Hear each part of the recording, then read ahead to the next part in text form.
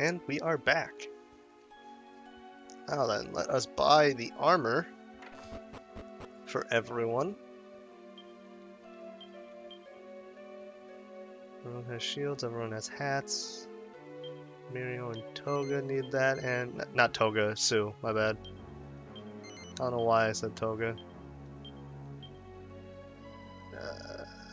Good.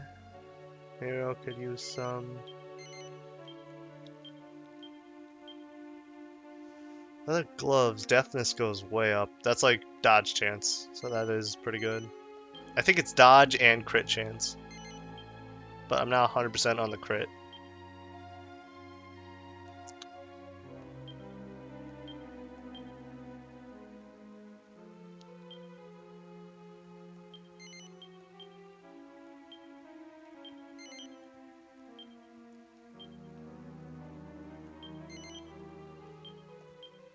And trust me, later on in the game, you're kind of rolling in cash, and it seems like, oh, I guess I don't really ever need money for anything. But then in post-game, Stornway actually gets a second shop that has like end-game level stuff, and it's expensive. It is expensive as fuck, dude. Like the price is ridiculous. Like one item in there is like, oh, it's 100 gold pieces. Yeah, that seems fair. And then the other one is like 30,000 gold pieces, and it's just like, okay. I guess I'll spend my entire life savings on this. And I'm keeping the bunny tail because I'm pretty sure you need it for a quest. Iron boots would be nice. Iron kneecaps would also be nice. Yeah, I'll buy Najir the skirt first, since I forgot to buy her that earlier.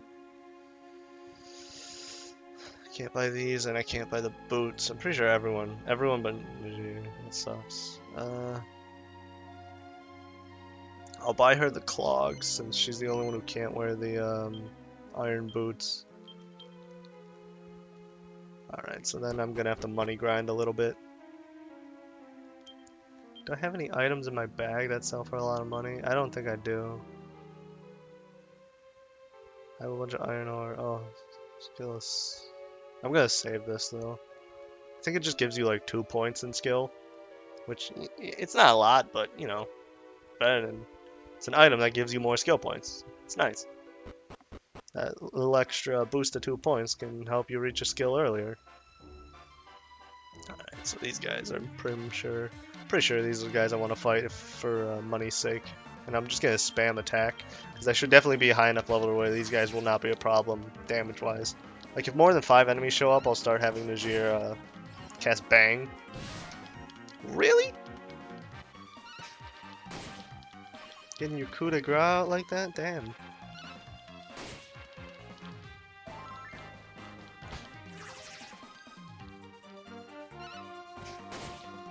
Because I really just want to... I want to have these guys out so I can, you know, get that good money.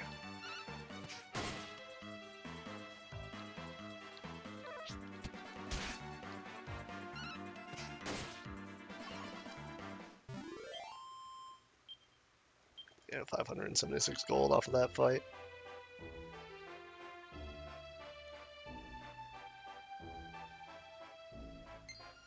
There we go.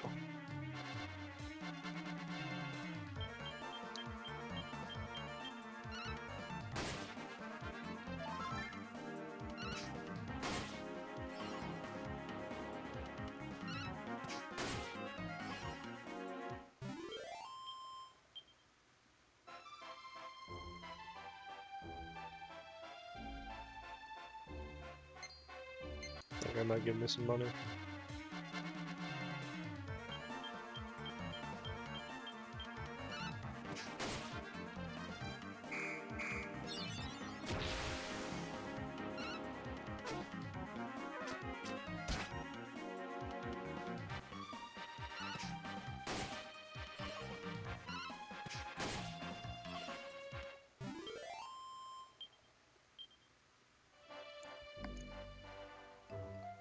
Definitely do not fight the birds.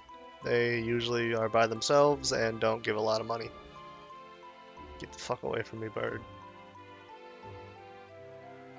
Oh, and by the way, in case anyone's coming here from my Pokemon Platinum runs, I am still incredibly pissed off at Luminion.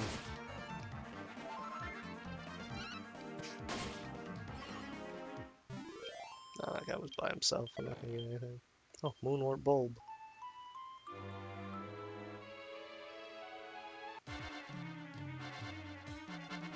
Also by himself.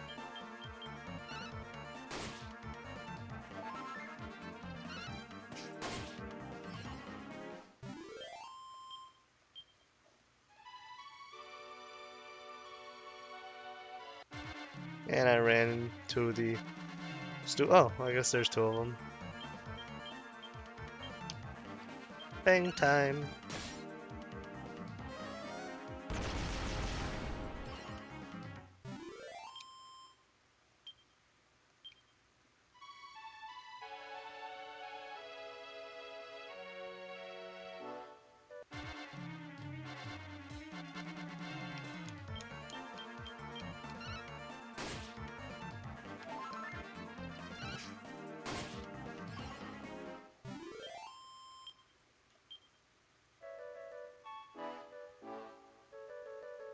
Which way do I got? 2,000. I'll fight one more guy. I guess I'll fight the bird.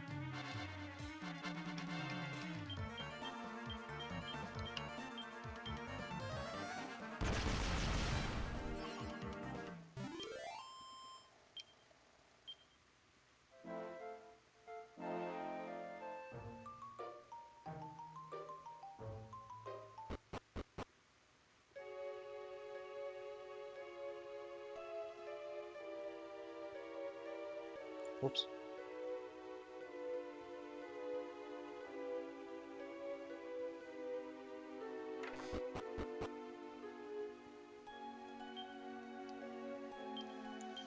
Alright. I know I still need to buy the pants, so 3 sets of pants. It's pretty much all my money, because I always forget how expensive shit is in this game. And I realized something about RPGs that made so much shit make sense. Like, why? Like, why so much of this bullshit is so expensive? It's because it's not based on, like, US dollars. It's based on, like, yen. And it's like 102 yen is equal to 1 US dollar. So it's like, okay, that's like, so something that's like 500 gold will only be like $5. So this stuff isn't super expensive. This stuff is super cheap. Imagine being able to go to a store and buy a set of iron boots for $5. That would be insane. So RPG is like some kind of weird ass wonder world where stuff is just stupidly cheap. I mean, granted, in the context of the game, it's not cheap because you're spending actual literal gold coins. But you know,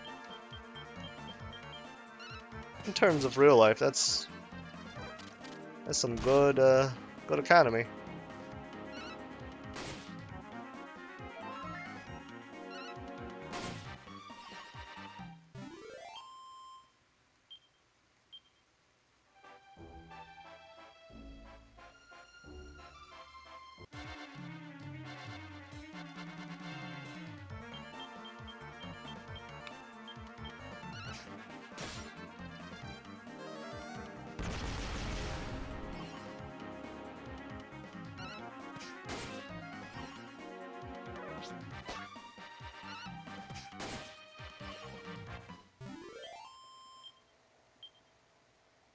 I should have enough money to buy the rest of this shit in the shop.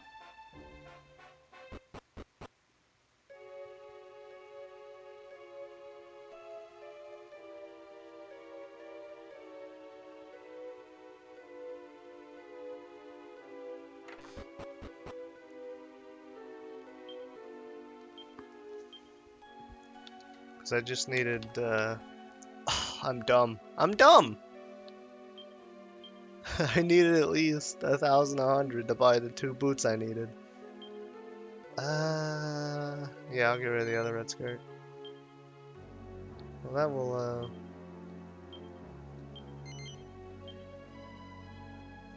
That definitely gives me enough money. Should at least. My math can't be that wrong. My math was that wrong. I'm stupid. Oh well, I should just be able to sell Muriel's boots. Or, you know, 2 pairs of pants. That also gives me enough. Oh yeah, I can sell his boots too.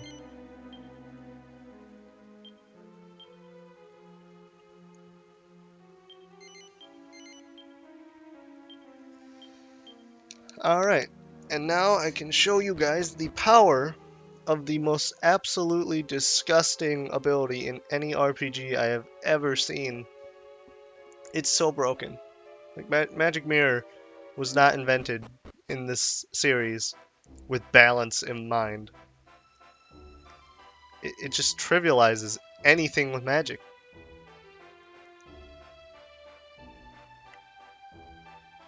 It's pathetic how easy it makes things that use magic.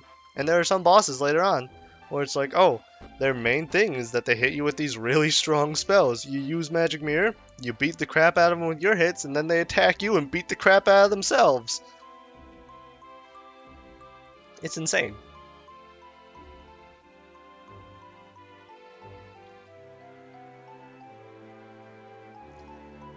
You know, I'm looking at this group and I'm thinking like, you know, this is a pretty basic group.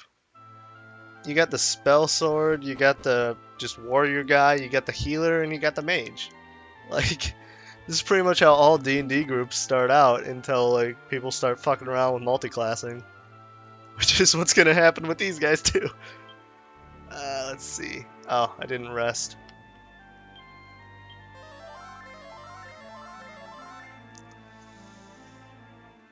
Sue should have enough mana. This is not a hard fight, and if she doesn't, then there goes the healer. Because physical damage is not what you have to worry about in this fight at all if you have Magic Mirror. Because the only reason you have to worry about physical damage is because he lowers your defense. So then he'll hit you with shit that does like 30 damage. But, like, if you have Magic Mirror and you can just reflect his bullshit back at him, you don't need to worry about it at all. He doesn't even, I think he has, yeah, he has breath that can like put you to sleep too, and that's like the only other thing to worry about.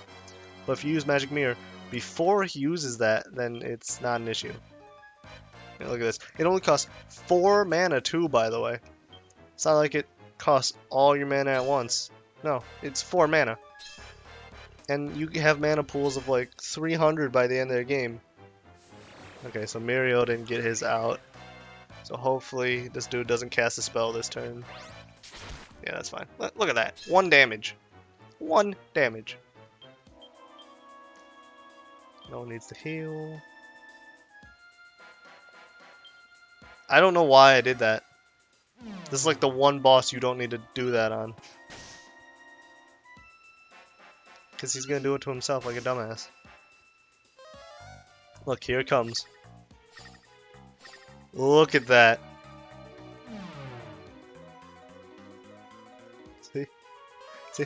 It hit him 4 times. Watch, this is going to hit him 4 times too. And it's not like Magic Mirror has a like amount of spells it can reflect. No, no, no. It just lasts for a few turns. So it can deflect. Look at that. 62 damage.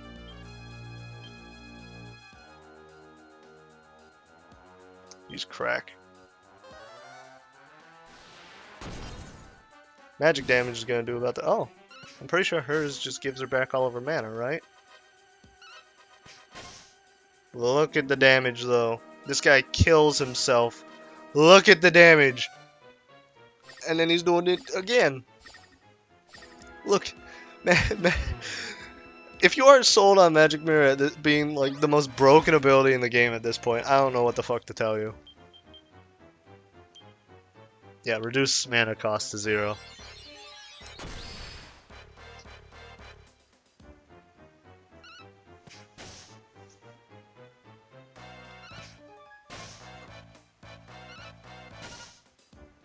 So broken. So disgustingly broken.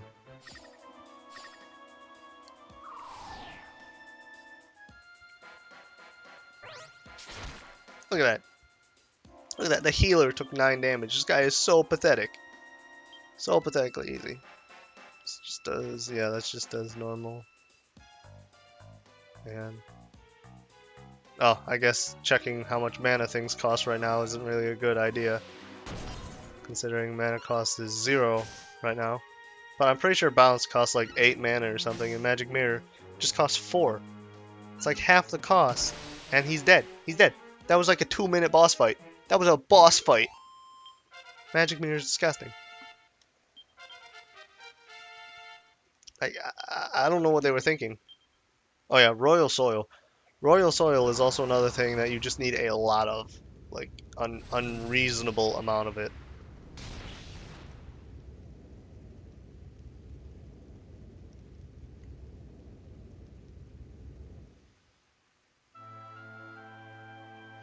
Yeah, so now you just head back to town, and then there's a oh hello. I wasn't expecting to fight another metal slime, but I'll take it. I'm not gonna say no to a metal slime. He might say no to me and run away though. Oh no, he's attacking. Come on, someone get a crit. It's always so satisfying to do a crit to a metal slime. Damn, he's probably gonna run away this time. No, he's sticking around. He wants us to level up again. He knows we won't be coming back, so he feels bad.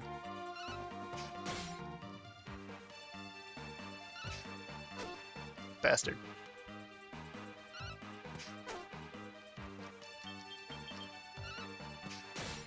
Yeah, he just felt bad for us. That we wouldn't be able to come back and level up for a while, so he just gave us 1 free level. Oh yeah, forgot you get 5 skill points now. And I'm still putting everything in the shield. Because even though I'm putting Bakugo the warrior next, Gladiator can't use shield at all. So he needs to get shield to level 100 before he becomes Gladiator.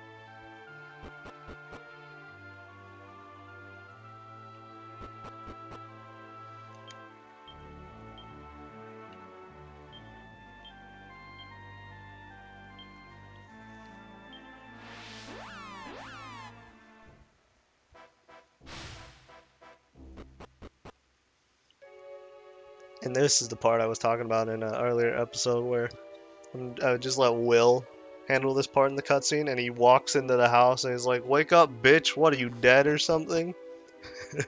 Without realizing what he's just immediately says she does not appear to be breathing. It doesn't even sugarcoat it. Like something, it's like she's not moving. Something seems wrong. It's just no, bitch isn't breathing. It's so fucked up that I find this scene funny. This is a really sad scene. So then the issue is like everyone's sad, so no one's creating benevolence, which you need to get back to the observatory. So you're like, oh well, the fairy just bluntly says, great, we just went through all that trouble for nothing. It's like someone just died, dude. So then like, pretty sure you just have to try and talk this guy, and he doesn't let you in. Then you have to wait until nighttime, and you talk to Catherine as a ghost or whatever the fuck her name was.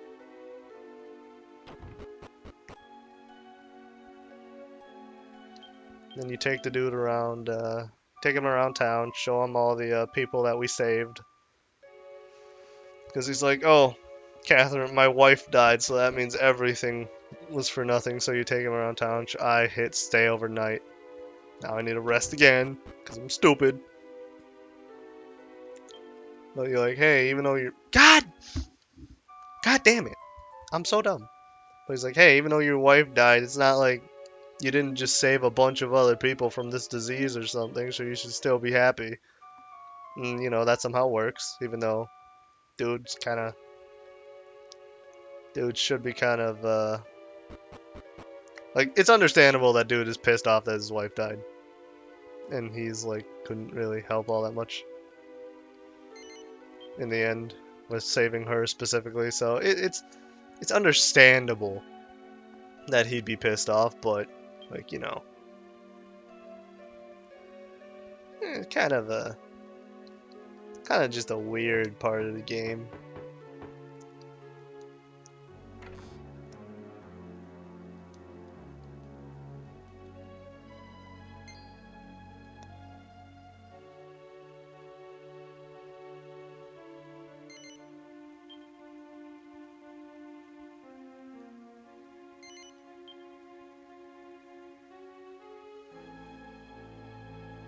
Pretty sure someone's in here. Yeah, then you just need to take him and talk to all the people that were sick. Oh yeah, and he gets really scared because he thinks this old man died too.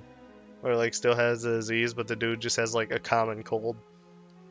So like this guy's freaking out. He's like, oh no, we didn't do it right, but it's just like, no, he's just regular sick. Which in hindsight, that's probably not the right person to take him to first. But you know, who cares?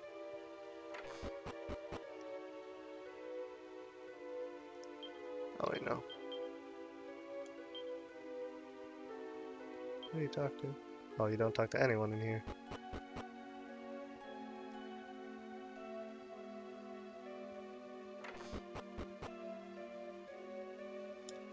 Alright, you talk to this guy, and then you also talk to the guy upstairs. It's like his daughter was sick. Crap.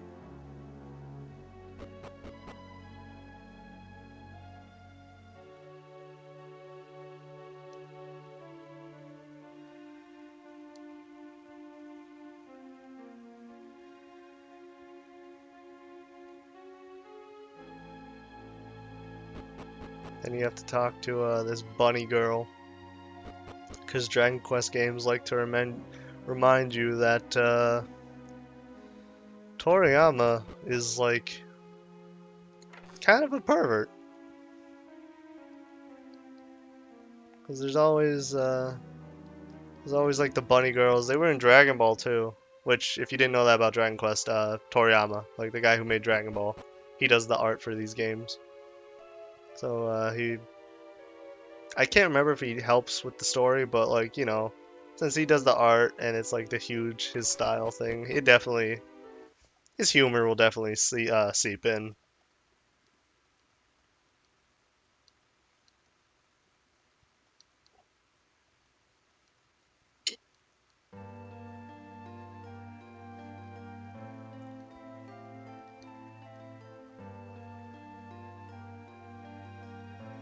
Yeah.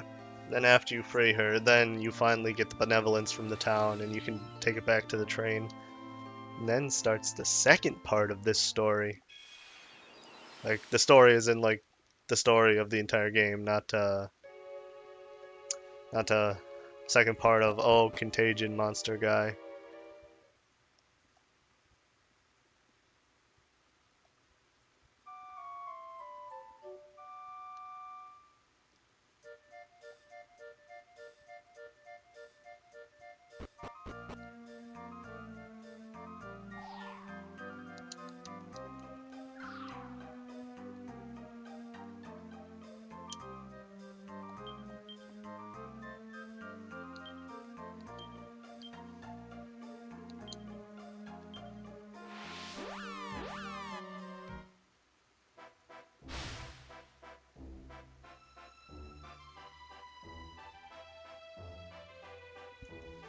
Yeah, so then, now that the benevolence is there, you just have to head back to the train. Which is still kind of a long walk, but then after this, you get the spell zoom, so you no longer need Chimera wings. And if you think this is like close to the halfway point in the game or something, no, this entire area could still be considered tutorial. And they just give you teleport at the end of it. Because, you know, why the fuck not?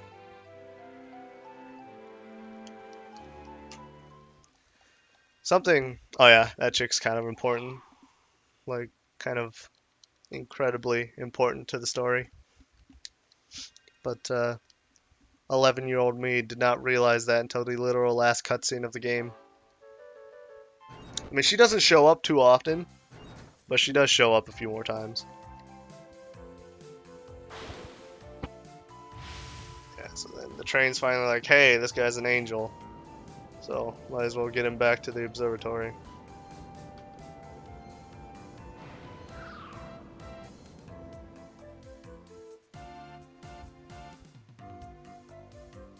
So then you finally continue on to the next part. And what a weird thing for the other angels to see. Like, one of their angels gets launched off the side of the observatory and is never heard from again. Then he just magically appears back on the train that went missing wearing completely different clothes that aren't even remotely normal for angels. and they just accept it. They're just like, okay, yeah, all that makes sense. You know, what you went through is just something. It's not normal, but you know, it's something we can wrap our heads around.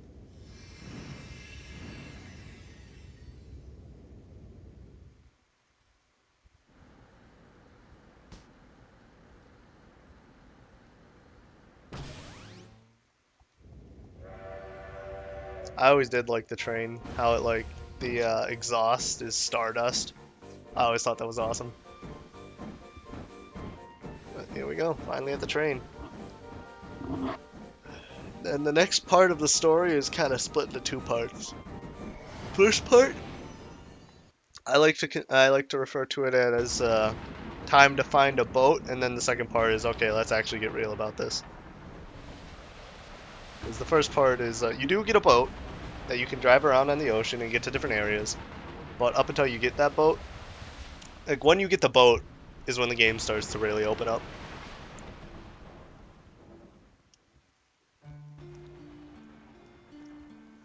Because then you have access to pretty much the entire map.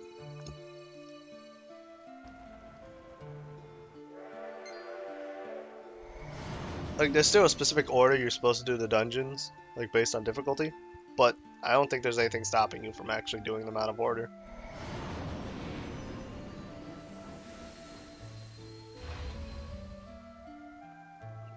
Yeah, and this is where the angels are just like, hey, the train arrived, we can get off this blowing up observatory, and then you step out of it and you're like, okay, let's just ditch that plan and have this guy continue going back and doing the shit he was doing before.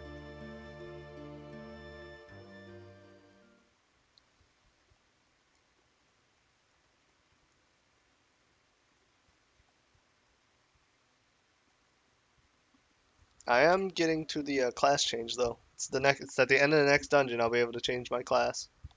So that'll be nice.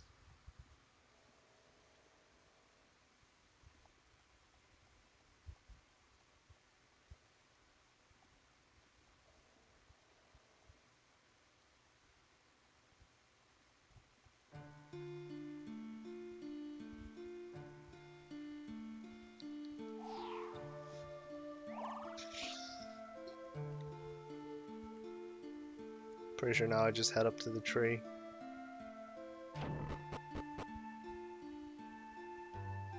Yeah, so. Yeah, because then you have a dream about how God tried to murder everyone, but then his daughter turned herself into a tree. I'm not kidding.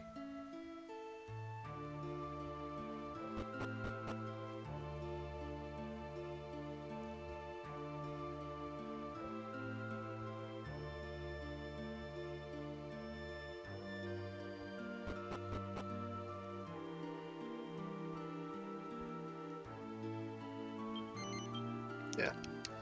And then the tree explains to you that, hey, there's a bunch of golden figs across the world that you need to collect, and if you collect them all, you'll get a wish granted at the tree, and you can get your wings back and save everyone. So then you spend a good portion of the mid-game, like pretty much 90% of the mid-game, hunting down those figs. Yeah, there's God trying to kill everyone, and his daughter stopping him and then turning herself into a tree. Like I said, I was not kidding.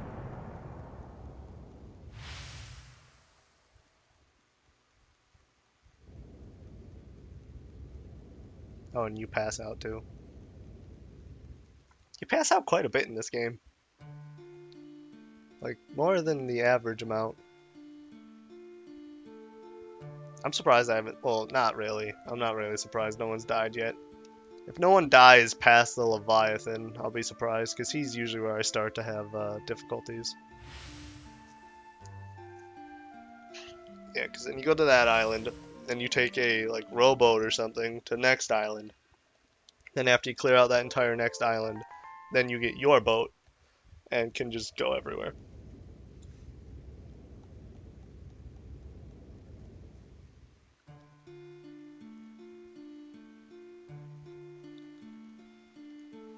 Yeah, so then this is when the guy is explaining, hey, you gotta go get them figs or something.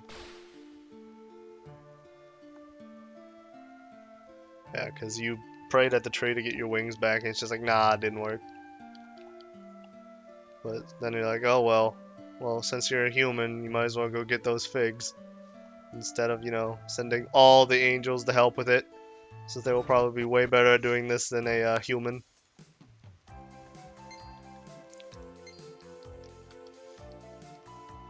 Come on, hurry up. Go back down so I can save.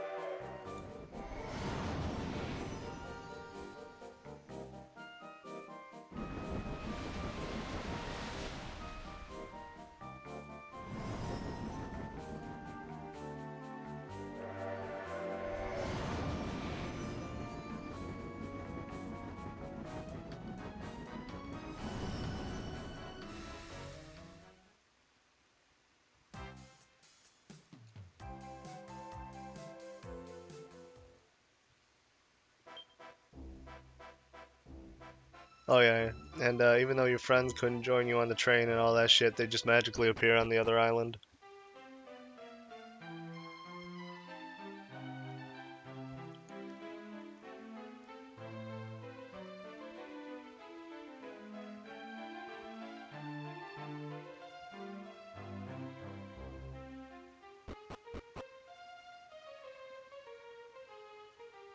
I don't usually end it on a save, but might as well this time since it's right here.